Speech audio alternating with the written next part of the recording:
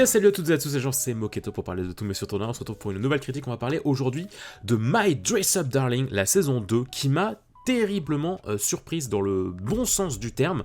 Alors c'est vrai que My Dress Up Darling, j'avais regardé la saison 1 à sa diffusion parce que j'étais curieux, très curieux en 2022, et eh bien je me suis ensuite complètement tourné vers le manga, parce que c'est vrai que j'avais eu un très fort a priori sur l'histoire.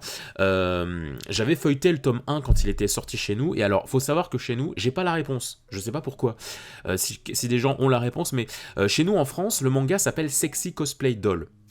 Et effectivement, le premier tome appuie quand même beaucoup sur le côté sexy, et donc je me souviens que quand je l'avais feuilleté, notamment voilà, la scène où elle se met en maillot de bain, machin, plus le titre, bah, c'est vrai que je me disais, oula, ça a l'air d'être un ecchi pas trop ma cam, donc je m'en étais éloigné. Et puis j'ai laissé une chance avec l'animé, je lui ai laissé une chance, et puis en fait plus j'avançais dans les épisodes, et puis je me suis rendu compte que ok, non, en fait c'est quand même un très bon manga qui prône quand même la tolérance. Il y a de l'ouverture d'esprit, il y a beaucoup d'humour, les personnages sont très attachants, Marine est exceptionnellement drôle et chaleureuse et solaire, et puis saupoudrée d'une belle histoire d'amour, et donc non, honnêtement j'ai été très charmé par les idées que soutenait ce manga, par les idées que ça veut véhiculer, de tolérance, de respect, d'ouverture d'esprit, de passion, en plus de parler de manière assez précise et investi du monde du cosplay. Tu apprends quand même beaucoup de choses sur la couture, sur les différents costumes, sur les événements des conventions, comment ça s'organise, etc., les shootings photos, etc. Ça t'apprend quand même beaucoup de choses. Donc voilà, l'animé m'ayant beaucoup charmé, je me suis ensuite tourné vers le manga, qui est quasiment fini chez nous, enfin au Japon c'est fini, il y a 15 tomes, et nous on en est au 14e je crois, enfin il reste juste un tome et puis le manga est fini, donc j'en suis quasiment à la fin, donc cette saison 2 ne me fait pas découvrir l'intrigue, je connaissais déjà via les bouquins, et du coup je vais pouvoir vous faire du comparatif entre l'animé et le manga.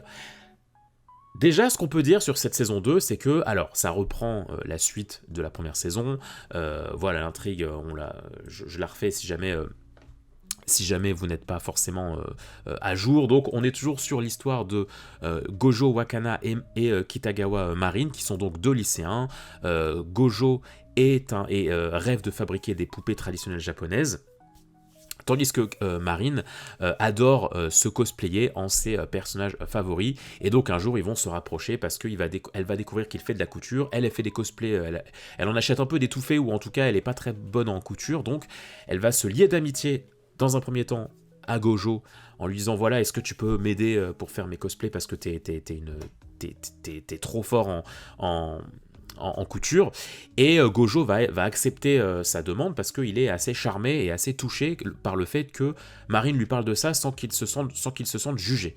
Voilà, il se dit, attends, mais la couture c'est un milieu normalement plus pour les femmes que pour les hommes, et elle semble pas surprise de ça, ça me touche beaucoup, donc bah oui, je vais l'aider. En plus elle est super belle, je pensais qu'on appartenait à deux mondes vraiment trop différents, elle, la femme, la jeune femme trop populaire, et puis moi, un peu le gars renfermé sur lui-même, introverti avec une activité chelou.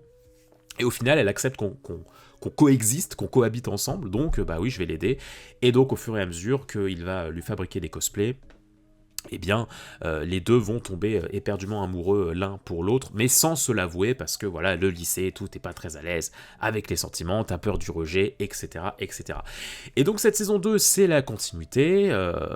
Marine va demander d'autres cosplays à Gojo, va demander de l'aide à Gojo, mais cette fois avec cette saveur, avec ce petit plus que cette fois on sait que Marine, c'est surtout Marine qui est amoureuse de Gojo. On est surtout du point de vue de Marine, d'un point de vue sentimental, et pas trop du côté de Gojo dans cette saison, et donc voilà, Marine va un petit peu devoir faire avec, va devoir jongler entre ce côté amitié, on s'entraide à faire des cosplays, et ce côté ouais mais je l'aime quand même éperdument et je sais pas trop comment lui avouer. Et donc cette saison 2, elle est particulièrement étonnante, premièrement parce que le step-up d'animation et de réalisation est absolument formidable. Je ne m'attendais pas à ça. À l'heure actuelle, d'un point de vue réalisation, dans l'année, c'est l'animé le plus quali que j'ai pu voir. Alors il y a un peu One Piece, mais encore parce que le rythme pêche un peu, mais dans tous les animes dans tous les animes que j'ai pu faire, que j'ai pu regarder, clairement c'est la réalisation la plus solide, hein, que ce soit dans des scènes de résolution de personnages, quand des personnages traversent une émotion puissante, ou alors quand c'est dans de la simple, une simple scène de repas, ou une simple scène de balade en ville, ou une scène de shooting photo, la manière dont ça va être animé, la manière dont ça va être éclairé et dont on va se poser la caméra, c'est assez sensationnel. Je ne m'attendais pas à ça, hein. Vraiment, parce que pour un animé au scénario, on va dire, basique, c'est absolument prodigieux, tout le travail, toute la précision qu'ils ont pu donner, parce que ça rend les personnages tellement vivants, ça rend les situations tellement attachantes, par le fait qu'il y a une animation extrêmement fluide. Enfin, c'est assez dingue, quoi. Il y a des moments... il y a des moments, ah oui, ok, c'est la première fois que je vois une scène d'habillage ou un personnage qui se lève avec une, avec une animation aussi travaillée, aussi précise, quoi, aussi fluide, hein. C'était assez étonnant. Véritablement, j'étais scotché, quoi. Chaque épisode, j'avais l'impression de me poser devant un film, tellement c'était qualitatif. Donc déjà, ouais, un grand bravo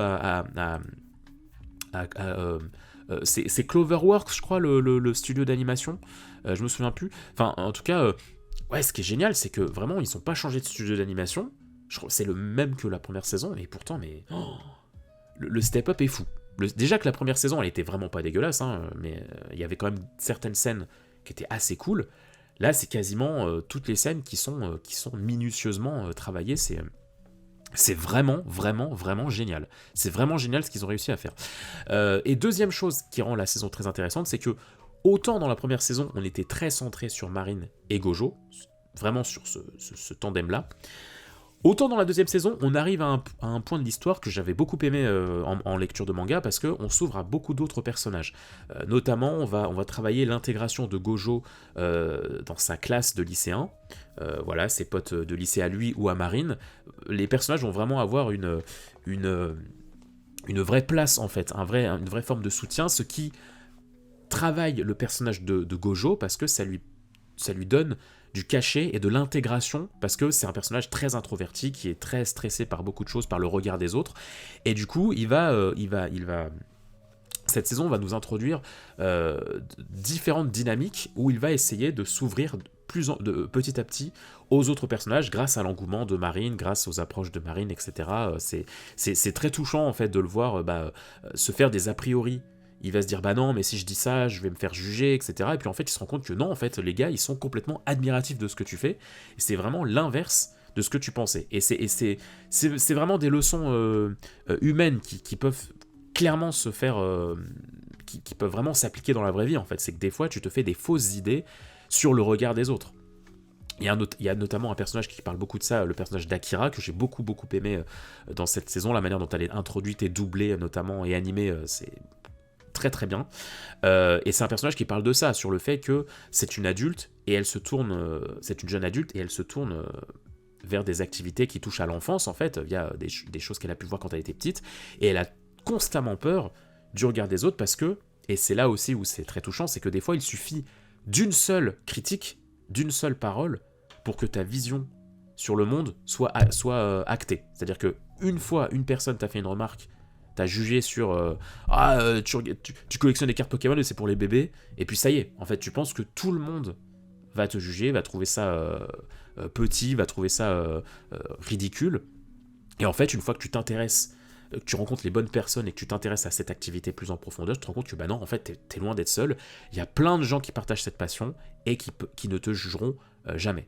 Et donc voilà, il y a plusieurs personnages qui parlent de ça. On retrouve certains personnages qu'on avait vus dans la première saison, etc. Donc voilà, c'est intéressant parce que on reste sur la dynamique du couple Gojo-Marine, mais c'est assez diversifié par l'arrivée par le développement de différents autres personnages. Et puis ce qui a aussi de très très réussi, c'est l'humour. L'humour est tellement travaillé, ce qui rejoint aussi ce dont je parlais par rapport à la réalisation. Il y a des blagues qui dans le manga sont drôles, sympathiques sans plus, mais alors dans l'animé, la manière dont ils ont mis en scène certains trucs, c'est du génie. C'est vraiment, mais il y a des fois, mais il y a des vannes, mais j'ai tellement rigolé parce que parce que l'ingéniosité, le rythme, tout est dans le rythme et dans la mise en scène et dans l'excès du ressenti des personnages. Ah ouais, c'est un régal. C'est un régal parce que même moi qui connaissais le manga, j'y ai vu une vraie plus-value à regarder cet animé. Parce qu'il y a tellement de choses sur lesquelles ils m'ont étonné. J'étais là, mais attends, mais il y a cette vanne dans le manga. Je suis allé voir mon manga. Ah oui, oui, effectivement, c'est beaucoup moins appuyé. Mais effectivement, il y a la même vanne. Et dans l'animé, ils ont rendu ça. Ils ont rendu ça génialissime, quoi. Donc non, honnêtement, j'ai trouvé cette saison tellement réussie, tellement touchante, tellement attachante. J'ai tellement hâte du coup de la saison 3. Pour moi, soit la saison 3 sera soit la dernière, soit ils feront un film pour conclure.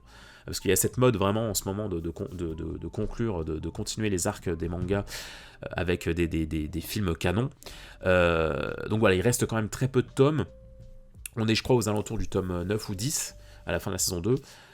Et il y en a 15, donc pour moi, soit la saison 3 va être un peu plus longue, soit ils vont réussir à tout compacter dans la saison 3, soit ils vont faire une saison 3 et ça va finir avec un film comme, comme certains autres animés. Mais ouais, on se rapproche doucement quand même de la fin, c'est pas une histoire très très longue. Et encore heureux, j'ai envie de te dire, parce que c'est ma seule critique, je dirais, de la saison, c'est que ça traîne un petit peu par rapport à et c'est un peu ce qui me fait souvent un peu décrocher avec les shoujo notamment, c'est le fait que la relation amoureuse peine un petit peu à avancer. Elle avance, hein.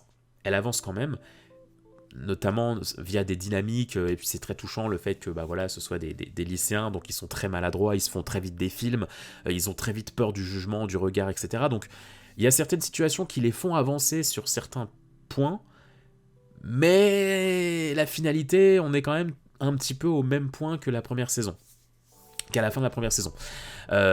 Donc voilà, mais il faut attendre la saison 3, voilà, pour un petit peu voir la continuité de tout ça, faudra attendre ça. Mais c'est vrai que c'est un peu ma seule critique de la saison, c'est que, bon, l'histoire d'amour, elle peine à avancer. Elle est amusante et elle est attachante parce que ça multiplie les situations cocasses, mais on est encore loin de...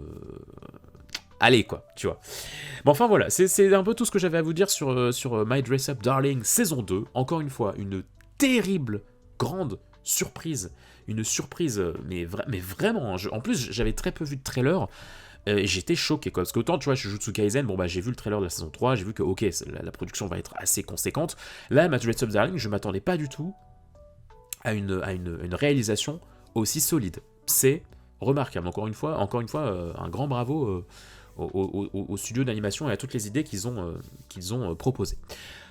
Voilà, j'espère que ma critique vous aura plu. N'hésitez pas à mettre un petit pouce en l'air, à vous abonner si jamais mon contenu vous plaît. On parle de plein de choses autour de la pop culture. Il y a mes streams Twitch, il y a les critiques de films, de séries, il y a du gaming, etc. etc. Donc voilà, n'hésitez surtout pas à aller partager mon contenu et à vous balader dans le catalogue de la chaîne.